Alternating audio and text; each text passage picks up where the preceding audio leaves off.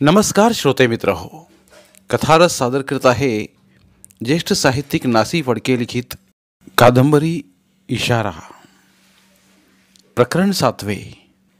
जानकी आत्या जशी तिच्या परीनं बहुश्रुत आणि पडीक होती तशीच प्रेमळ ही होती. केशवबुवावर तिची मोठी माया आणि भक्ती. त्यांच्यासाठी म्हणून मुद्दाम आंब्याचं लोणचं, लिंबाचं लोणचं, साधे पापड, पोह्याचे पापड ती घेऊन आली होती. त्या बरण्या आणि ते डबे पाहून बिंबाच्या मनात आलं होतं, इतक्या लांब दगदगीच्या प्रवासात हे सारं सामान हिनं सांभाळलं तरी कसं देव जाणे. प्रत्येक बरणीवर आणि डब्यावर तुळशीपत्र ठेवली पाहून तिनं आत्याला विचारलं, हे ग कशाला? आत्या म्हणाली, अगं तुळशीपत्र ठेवली की पदार्थ विटाळत नाहीत. मोटारीत आगगाडीत 10 जातीची माणसं असतात. मग उत्तम उपाय म्हणजे असं करावं आत्या. काय करावं म्हणतेस? मोटारीच्या टपावर किंवा आगगाडीच्या प्रत्येक डब्यावर तुळशीपत्रांचा एक झुपकाच बांधून ठेवावा, म्हणजे आतली माणसं आणि पदार्थ विटाळायचा संभवच नको ना.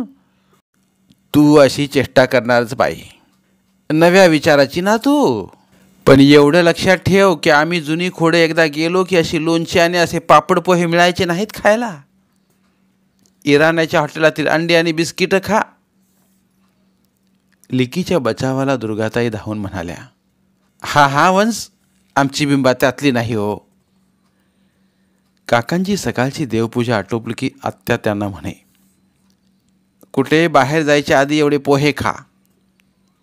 ती त्यांच्यापुढे दही पोह्याचा वाडगा ठेवीत असे आणि त्यांचं खाऊन होईपर्यंत अशा आविर्भावानं त्यांच्याजवळ बसत असे की जणू एखाद्या लहरी लहान मुलालाच तिनं समोर बसवलं होतं.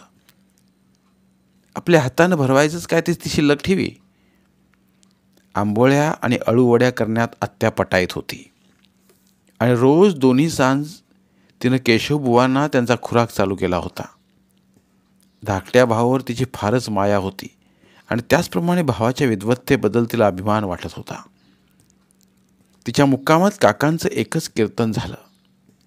त्या ऐकताना बिंबानं पाहिलं तो आत्याच्या डोळ्यांतून सारखे घळघळ अश्रू वाहत होते. घरी परत आल्यावर बिंबानं तिला अर्धवट चेष्टेनं विचारलं, आत्या, तू सारखी रडत का होतीस? आजचं सुभद्रा हरणाचं आख्यान तर. आत्या म्हणाली, तुला काय सांगू पोरी, केशवचं कीर्तन ऐकताना अभिमानानं माझा ऊर भरून आला. रडू आवरे ना. सारखं मनात येत होतं, बापसे बेटा सवाई खरा. तुझ्या आजोबाबद्दल लोक म्हणत, नाना बुवांसारखा कीर्तनकार पुन्हा होणार नाही. बावड्याच्या पंतप्रतिनिधीच्या घरच्या रामनवमीचा उत्सव आमच्या नानांच्या वाचून कधी व्हायचा नाही. त्यांना न्यायासाठी बावड्याहून खास गाडी यायची. केशव आणि मी एखाद्या वर्षी जात असू. खिल्लारी बैलजोडीच्या गाडीतल्या त्या प्रवासाची मौज तुला काय सांगू. आणखी आमची बर्दास्त बावड्याला कशी ठेवली जात असे त्याचं तरी वर्णन काय करू. पण ज्यांनी आमच्या नानांची कीर्तन ऐकली ते देखील केशवची कीर्तन ऐकून दिपून जातील. नाना हवे होते केशवचं कौतुक करायला. जानकी आत्याचा गळा पुन्हा दाटून आला. आत्याची भावावर किती माया होती ते बिंबाला अशा प्रकारे पदोपदी दिसलं. भाऊजाईवरही तिचं फार प्रेम होतं. दुर्गा, अगं दुर्गा, अशी प्रेमाची हाक तिच्या तोंडात सारखी भिजत होती. परंतु तिचं सगळ्यात अधिक प्रेम वाट्याला आलं ते आपल्या, असं बिंबाला वाटलं. माझ्या लाडक्या भाचीसाठी खाऊ आणलाय म्हणून आल्याबरोबर फणसपोळी, आंब्याच्या आणि ओल्या खोबऱ्याच्या केशरी वड्या, काजूगराचे लाडू अशा अस्सल कोकणी मिठाईचे डबे आत्यानं सामानातून काढले होते. ती वरचे वर बिंबाला म्हणे, आंब्याच्या दिवसात ये एकदा माझ्याकडे. दरवेळेस तुझी आठवण होते आणि आंबा कशाखाली जात नाही. आज 15 दिवस तिन्ही त्रिकाळ बिंबा नुसतीच सरत होती. एखाद्या लहान मुलाप्रमाणे आत्या आत्या करून नाचत होती. आत्याच्या कुशीत रोज निजत होती. लहानपण सरल्यानंतर आईच्या देखील कुशीत पण ती कधी निजली नव्हती. आता 17 वर्षांची झालेली, कॉलेजात जाणारी ती होती, तरी देखील तिला आत्याच्या अंथरुणात झोपावंसं वाटत होतं. तिच्या म्हाताऱ्या अंगाची ऊब हवीशी वाटली होती. स्वच्छ निर्मळ धुतलेल्या धान्यासारख्या त्या वृद्धेच्या अंगाला खेटून निजण्यास तिला सुख वाटत होतं. काल रात्री आत्या तिला म्हणाली होती, आता उद्या कुणाच्या कुशीत निसशील ग. बिंबाला एकदम रडू आलं होतं आणि ती म्हणाली होती, खरंच जाणार तू उद्या? नको जाऊस. कीर्तन संमेलनाच्या जागेकडे जाताना आत्याच्या या असल्या आठवणी बिंबा मनाशी करीत होती. तिचं मन काही एका विचित्र अस्वस्थतेनं भारावलं होतं. आत्याला स्टेशनवर पोचवायसाठी वेळेवर घरी गेलं पाहिजे याची आठवण ती स्वतःला पुन्हा पुन्हा देत होती आणि मनाशी म्हणत होती, काकांच्या सत्काराचा समारंभ पुरता पाहायला मिळतो की नाही कुणास ठाऊक. उशीर होऊ लागला तेव्हा ती स्वतःशीच चुळबुळ करू लागली. अध्यक्ष या नात्यानं केशवबुवांचं जे समारोपाचं भाषण होणार होतं त्याच्या आधी त्यांचा सत्कार होणार होता, परंतु त्याच्या अगोदर ठराव पास व्हायचे होते आणि त्यावरची चर्चा लवकरच आटोपण्याची चिन्ह दिसेनात. बिंबा ती चर्चा एकीकडे ऐकत होती व एकीकडे मनाशी म्हणत होती, आता हे लवकर संपलं तर ठीक. त्या चर्चेत तिला गोडी वाटेना. संमेलनाच्या पहिल्या दिवशी ती हजर राहिली होती. त्यावेळेसही संमेलनाचा एकंदर थाट पाहून तिचं मन उल्हासित होण्याऐवजी काहीसं खिन्नच झालं होतं. सभागृहात जेमतेम 200 माणसं होती. सभागृहाचा आणि व्यासपीठाचा शृंगार हास्यास्पद होता. व्यासपीठावर मांडलेल्या टेबलावर घातलेली चादर धड स्वच्छ देखील नव्हती आणि टेबलावरून खाली लोंबलेल्या तिच्या भागातील भोकं प्रेक्षकांना चक्क दिसत होती. इकडून तिकडे लगबग फेऱ्या घालणाऱ्या कार्यकर्त्यांचे पोशाख गबाळे मळके होते. व्यासपीठावर काही बुद्रुक शास्त्री पंडित कीर्तनकार बसवण्यात आले होते. त्यापैकी कुणाच्याही अंगावर उंची वस्त्र नव्हती. एकंदर दृश्य दैन्याचं होतं. कीर्तनकारांचं संघटन आणि त्यांच्या गाऱ्हाण्यांचा व गरजांचा विचार करण्याकरता भरवण्यात आलेल्या त्या संमेलनाचं ते बाह्यरूप पाहून बिंबाला फार वाईट वाटलं. तिच्या मनात आलं, कीर्तनकारांचा धंदा म्हणजे एक मोडकळीस आलेलं घर झालंय. त्याची डागडुजी करून ते पुन्हा उभं करण्याच्या या प्रयत्नाला यश कसं यायचं. संमेलनासाठी एकत्र आलेल्या कीर्तनकारात कित्येक विद्वान असतील, परंतु बदललेल्या काळात त्या विद्येलाच मोठंसं स्थान उरलं नव्हतं. मग त्या विद्वानांची अवस्था खालावली यात आश्चर्य कोणतं. आणि ती सुधारावायची कशी. 2 पिढ्यांपूर्वीच्या कीर्तनकारांप्रमाणे आजच्या कीर्तनकारांना सुखाचे व श्रीमंतीचे दिवस लाभण्याची अगदी देखील शक्यता नव्हती. ही कीर्तनकार मंडळी संघटित होऊन काय करणार होती. स्वतःच्या गरिबीच्या संसारावर कोणता उपाय त्यांना सापडणार होता. आपलं दैन्य संपविण्याचा कोणता मार्ग त्यांना दिसत होता. समाजानं कीर्तनकारांना अधिकाधिक आश्रय दिला पाहिजे असं म्हणण्याचा काय उपयोग होता. आत्ताच्या लांबत चालल्या चर्चेत ठरावावर बोलणारा एक वक्ता म्हणाला, तुमची ती जुन्या थाटाची कीर्तनं समाजाला नको आहेत. हे 1942 साल आहे हे लक्षात ठेवा.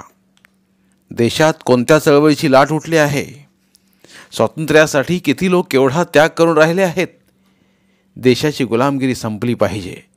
राष्ट्र स्वतंत्र झालं पाहिजे. ही आजची पहिली गरज आहे. लोकांना राष्ट्रीय वाङ्मय हवं आहे, राष्ट्रीय काव्य हवं आहे, त्याचप्रमाणे राष्ट्रीय कीर्तन हवंयत. अद्वैत सिद्धांताच्या चर्चेनं भरली तुमची ती निरूपणं कितीही विद्वत्ता प्राचुर असली तरी आजच्या समाजाला ती चोथ्यासारखी वाटतात. आपण सर्वांनी हा धडा घेतला पाहिजे. तो वक्ता अगदी तावातावानं बोलत होता. बिंबानं पाहिलं तो अध्यक्षांच्या खुर्चीवर बसले तिचे काका राणा भीमदेवी थाटाच्या त्या वक्त्याकडे बघत होती व गालातल्या गालात हसत होते. व्यासपीठावरून गर्जणारा हा वक्ता आहे तरी कोण याचं कुतूहल वाटल्यामुळे बिंबानं शेजारच्या माणसाच्या कानाशी तोंड नेऊन विचारलं. त्यानं तिला हळूच नाव सांगितलं. ते ऐकून स्वतःशीच म्हणाली, असं होय. ते नाव तिनं पूर्वी ऐकलं होतं. राष्ट्रीय कीर्तनकार म्हणून त्याच्या नावाची जाहिरात सध्या जोरात होती. शिवाजीची, झाशीच्या राणीची, बाजीप्रभूची, सदाशिव भाऊंची त्याची आख्यानं असत व शहरातल्या कुठल्याही कोपऱ्यात त्याचं आख्यान असलं की सारे रस्ते तुडुंब भरून जात असं तिनं ऐकलं होतं. तिच्या घरात काकांशी गप्पा मारण्यासाठी मंडळी आली की कधी कधी या कीर्तनकारांचं नाव निघे. कोणीतरी म्हणे, धंद्याचा जम चांगला बसवला आहे ना. तेच काका म्हणत. तारीफ आहे त्याची. कुणीतरी म्हणे, त्यानं बंगला बांधलाय माहीत आहे का. देशभक्त म्हणून बोलबालाही होतो, प्राप्तीही चांगली होते. केशवबुवा म्हणत, मग त्यात नावं ठेवण्यासारखं काय आहे. तारीफच केली पाहिजे त्याची. मग आपण का नाही करीत असली कीर्तनं. एकदा एका मित्राने विचारलं. केशवबुवाने चटकन उत्तर दिलं, असली तारीफ मला नको आहे म्हणून. उघडच आहे. का नको. हे पहा, हा ज्याच्या त्याच्या वृत्तीचा आणि श्रद्धेचा प्रश्न आहे. त्यांची चर्या गंभीर झालेली बिंबाला दिसली होती. कीर्तन ही एक विद्या आहे, कला आहे. कीर्तनकार म्हणून मला जगायचं आहे, पण कीर्तनाचा धंदा करायचा नाही मला. ते थोडेसे थांबले आणि मग अधिक आवेशाने बोलू लागले. राष्ट्रीय कीर्तनं केली पाहिजेत असं कुणी म्हटलं की मला हसूच येतं बघा. उठा, जागे व्हा, गांधी टोप्या घाला आणि तुरुंगात जा असे जो सांगतो त्याच्याच कीर्तनाला राष्ट्रीय कीर्तन म्हणायचं का. हा कुठला आग्रह. आमची कीर्तनं काय अराष्ट्रीय आहेत. शिवाजीची आग्र्याहून सुटका वर्णिली म्हणजे कीर्तन राष्ट्रीय झालं काय. श्रीरामाचा राज्यत्याग, श्रीकृष्णाची शिष्ट आई, दामाजीनं धान्याचं कोठार उघडलं आणि भुकेल्यांना तृप्त केलं तो प्रसंग. यांची वर्णनं काय अराष्ट्रीय म्हणायची. देशाचं स्वातंत्र्य फार मोलाचं नाही कोण म्हणतो, पण आम्ही आमच्या कीर्तनात तरी परदाश्याची महती थोडीच सांगतो. आमची वेदांती निरूपणं यांना नकोशी झाली आहेत, पण नीट विचार केला तर या निरूपणांच्या श्रवणानं समाज झोपी जाणार नाही, जागाच राहील. राष्ट्रभक्ती हा जसा गुण आहे तसे समाजधारणेला आवश्यक असे गुण आहेत. त्याग, सेवा, परमात्मचिंतनाची सवय, अद्वैतनिष्ठा, सर्वांभूती परमेश्वर आहे अशी श्रद्धा. हे गुण काही कमी मोलाचे नाहीत. वेदांती चर्चा म्हणजे काही येरागवाळ्याचं काम नाही. तिला पांडित्य लागतं, उपस्थिती लागते, व्यासंग लागतो. ठेवा गुंडाळून ही सगळी निरूपणं आणि करा शिवाजीचा घोष या उपदेशात काही अर्थ नाही. बोलता बोलता ते थांबले आणि मग पुढे म्हणाले, खरी गोष्ट अशी की जातिवंत कीर्तनकाराला आजच्या समाजात स्थान उरलेलंच नाही. चालू हुल्लडीकडे लक्ष देऊन तू बहुरूपी व्हायला तयार आहेस काय, असा कीर्तनकाराला आजच्या काळाचा प्रश्न आहे. बहुरूप्याचं सोंग घेऊन ज्याची नाचायची तयारी असेल त्यानं नाचावं, त्याची देखील तारीफच म्हणू आम्ही. ज्यांची अशी तयारी नसेल त्यांनी गरिबी पत्करली पाहिजे, श्रीमंतीचा हव्यास सोडला पाहिजे. इतकंच काय, हळूहळू समाजातून अस्तंगत व्हायचे आपल्याला, याची देखील जाणीव ठेवली पाहिजे. मतलबी बहुरुपयांचे दिवस आले ते. म्हणे राष्ट्रीय कीर्तन करा, सद्गुरू सद्गुरू.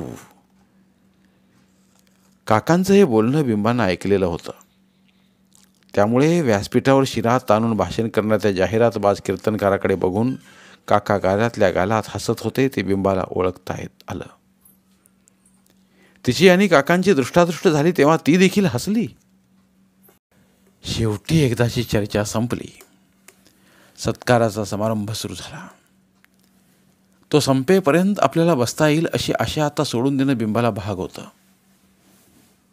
उत्तरादाखल काका जे भाषण करतील ते काही आपल्याला ऐकावयास मिळणार नाही, आधीच उठावं लागेल या विचारानं तिच्या मनाचा बराच विरस झाला. एकीकडे घड्याळाकडे वारंवार बघत इतरांची भाषणं ती ऐकत राहिली. मोठे मोठे शास्त्री, मोठे मोठे कीर्तनकार बोलले, फार गौरवाचे बोलले. कीर्तनाची विद्या आणि कला यांची प्रेमपूर्वक व त्यागपूर्वक जोपासना करणारे केशवबुवा म्हणजे आमच्यातील भीष्माचार्य आहेत. अशा प्रकारचे उद्गार ऐकून बिंबाला धन्यता वाटली. परंतु तिला सगळ्यात आवडलं ते विठोबाचं भाषण. त्यानं व्यासपीठावर चढून आधी काकांच्या पायावर डोकं ठेवलं आणि नंतर तो म्हणाला, या विद्वानांच्या सभेत माझं स्थान वास्तविक दारापाशी पादत्राणं ठेवली तिथं सुद्धा नाही. या व्यासपीठाच्या उंच जागी पाऊल ठेवण्याची माझी योग्यता नाही. परंतु इथं चढल्याखेरीज माझ्या गुरुमाऊलीच्या गळ्यात हार घालायसाठी माझे हात पोचायचे कसे? म्हणूनच केवळ चढलो. मोठ्यांची भक्तिभावानं पूजा बांधताना मनुष्याला सहजच मोठेपणा येतो तो असा. व्यासपीठावरच्या बड्या बड्या मंडळींनी माना डोलवल्या आणि हास्य केलं. गुरुमाऊलींच्या कीर्तनपटुत्वाचं वर्णन माझ्यासारखा अल्प माणसानं काय करावं? एवढंच सांगतो की गुरुमाऊलींच्या मागं उभं राहून 4 वेडेवाकडे सूर गाण्याची संधी आज इतकी वर्ष मला मिळाली, यातच माझ्या आयुष्याचं सार्थक झालं असं मी समजतो. गुरुमाऊलींच्या कीर्तनाचा आनंद ज्यांनी घेतला असे हजारो स्त्री पुरुष महाराष्ट्रात घरोघर आहेत. ज्यांनी तो घेतला ती माणसं धन्य झाली. हरिकीर्तनाच्या रंगात इहलोकीची क्षुद्र विचार विसरण्याची वाट चालताना माझ्या भाग्यानं अशा गुरुमाऊलींच्या बोटांचा आधार मला मिळाला. मूळचा मी अगदी दगड, या देवाच्या संगतीनं थोडा शेंदूर लागला. बोलता बोलता विठोबाचा कंठ दाटून आला. अखेरची वाक्ये त्याने हुंदके आवरून कशीबशी उच्चारली. त्यानं डोळे पुसले, काकांच्या पायावर पुन्हा डोकं ठेवलं आणि मग टोपलीतला हार काढून त्यांच्या गळ्यात बांधला. जवळजवळ काकांच्या उंचीचा गेंदबाज फुलांचा 3 पदरी कमालखानी हार होता तो.